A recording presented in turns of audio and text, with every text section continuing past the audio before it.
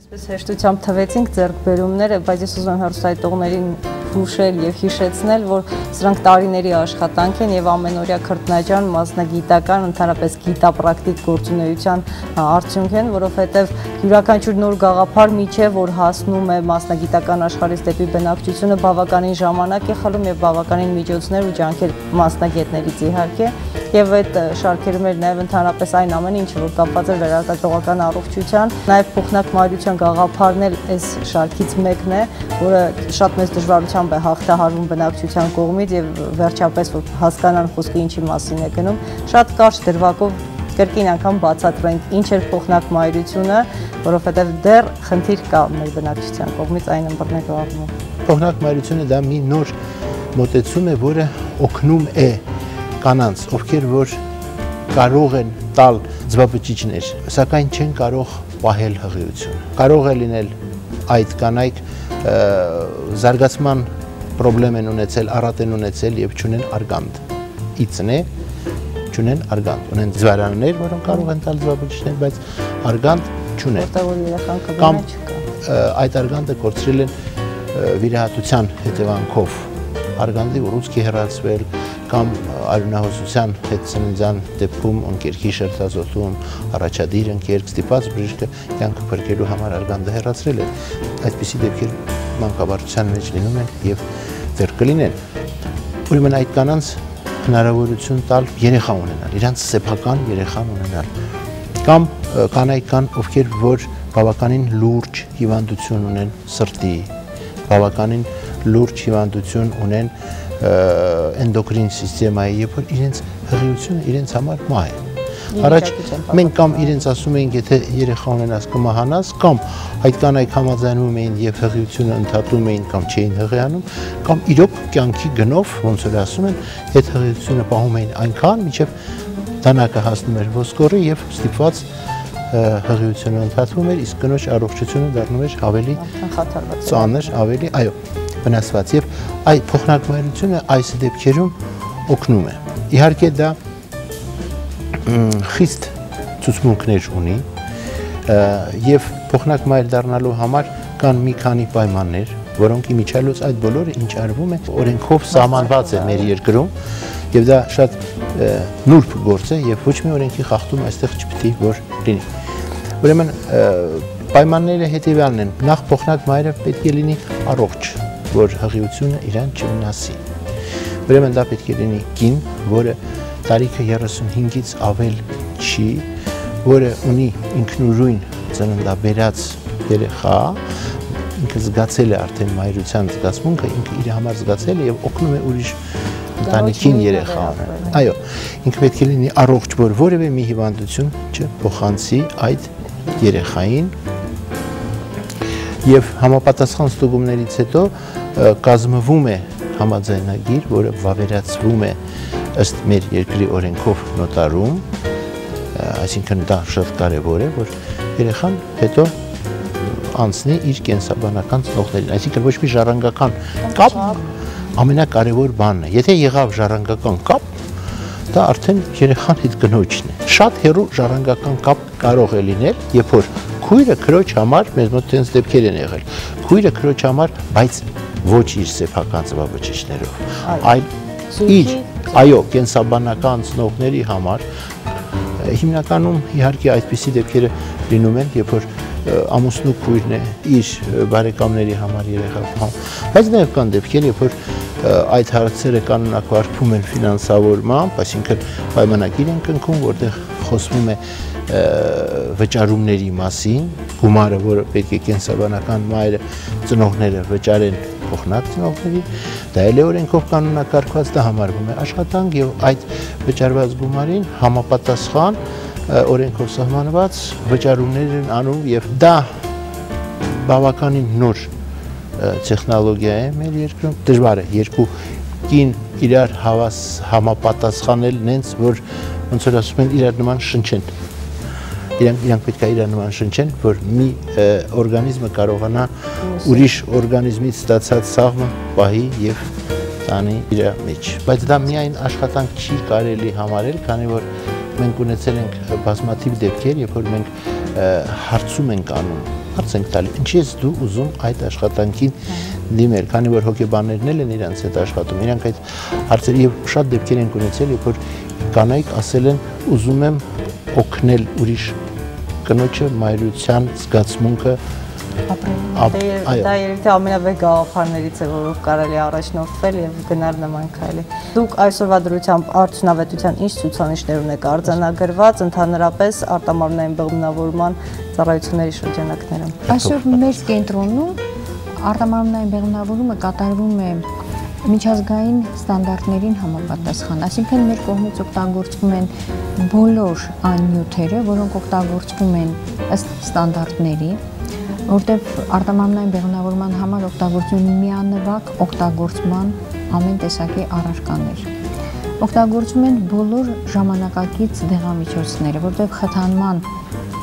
սխեմաները տարբեր են, կապած հիվանդի, այսինքն մեր հիվանդ այցելու է, այսպես կոչված, նրանք հիվանդ, չնայած հիմա արդեն չբերությունը գնահատվում է որպես հիվանդություն։ Նրանց առողջական վիճակից, հիմնական չբերության պատճառից, տարիքից, խթանման այդ սխեմաները որոշվում է ելնելով նրանց քաշից նույնպես։ Եվ նման պայմաններում մեր եւ արդյունքը այնպիսին է, ինչպես նաև միջազգային բոլոր կլինիկաներում, մինչև 35%։ Եթե գրականության մեջ երբևէ մարդիկ հանդիպում են, որ արտամարմնային բեղմնավորման հաջողությունը կազմում է մինչև 55-60%, դա շատ զարմանալի տվյալներ է, դա խոսում է այն մասին, որ կատարվել է ուղղակի ընտրանք, վերցրել են որևէ չբերության որևէ մեկ տեսակ,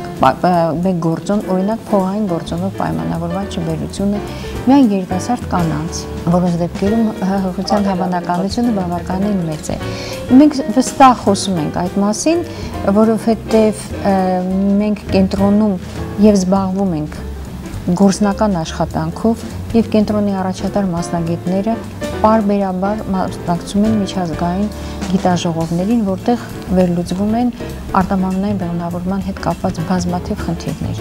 Եվ երբ որ խոսում են արտամարմնային բեղմնավորման մասին եւ այսպես սահուն ներկայացնում են ինչպես է ընթանում այդ գործընթացը, թվում է թե դա առօրյա ամենօրյա աշխատանք է։ Այո, այսօր մեր կենտրոնում այն դառել է առօրյա աշխատանք, բայց առօրյա աշխատանք, որը մեր ամբողջ կենտրոնի անձնակազմից պահանջում է բարձր գիտելիքներ, արտակարգ կարգապահություն, բարձրորակ սարքավորումների, միջոցների, դեղորայքի օգտագործում եւ անձնուրաց աշխատանք։ Ինչու անձնուրաց, որտեղ երբ որ արտամարմնային բեղմնավորում է կատարվում, ոչ մեկի համար գոյություն չունի շաբաթ օր, կիրակի օր, առավոտ, թե երեկո, որովհետեւ եթե հարկավոր է, այդ բուժագործությունը կատարվում է եւ առավոտյան, եւ գիշերը, եւ շաբաթ, եւ կիրակի, որովհետեւ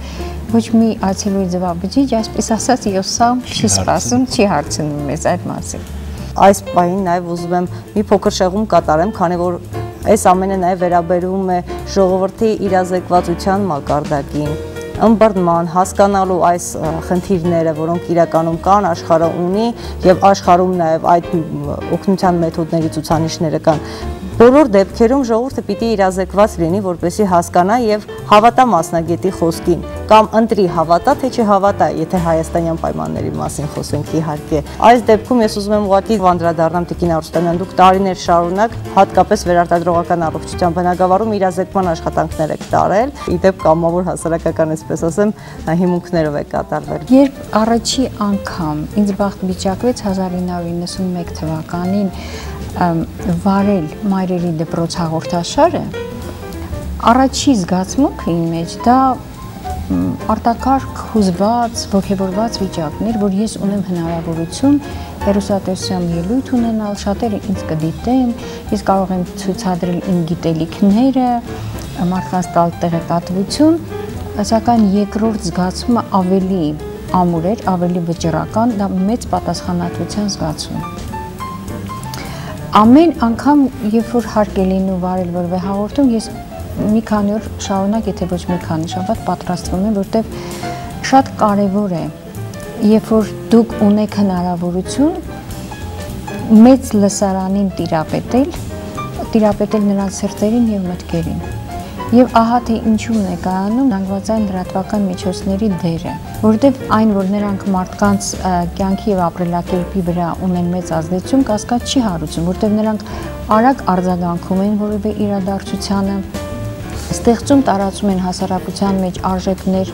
պատկերացումներ, այդ թվում նաև առողջության մասին։ Հետևաբար այդ զանգվածային լրատվական միջոցների դերը կարող է լինել եւ բացասական, եւ դրական։ Ամեն օր մարդիկ միացնում են հեռուստացույցը։ Ամեն օր նրանք մասնակից են լինում այդ զրույցին, որ վարում ենք թեկուզ մենք երկուսով, երեքով, մի քանի հոգով։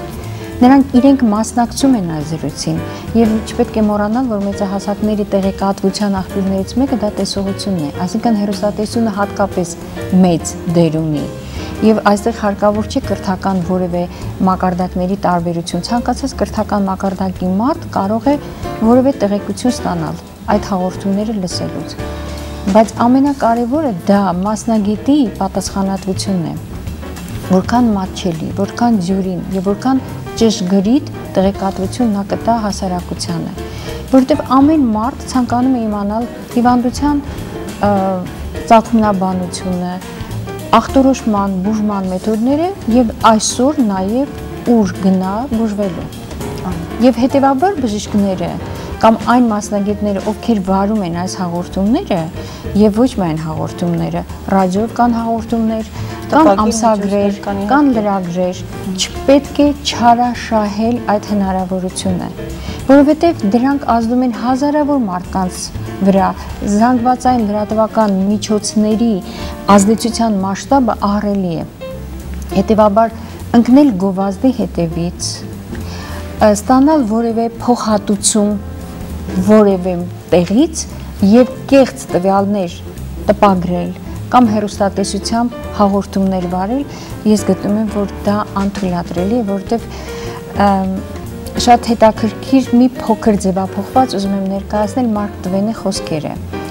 Երբ որ դուք կարդում եք որևէ գիրք առողջության մասին, պետք է շատ աչալուրջ լինել, որովհետև ցանկացած սխալը կարող է լինել ճակատագրական։ Եվ նույնը վերաբերվում է առողջության վերաբերվող բոլոր հարցերին։ Հետևաբար ես գտնում եմ, որ շատ կարևոր է, որ ոչ միայն գեղեցիկ հաղորդում լինի, մատչելի լինի, բավարարի հասարակության պահանջները, այլ առաջի հերթին չմոռանալ մասնագիտական պատասխանատվության մասին եւ ճշգրիտ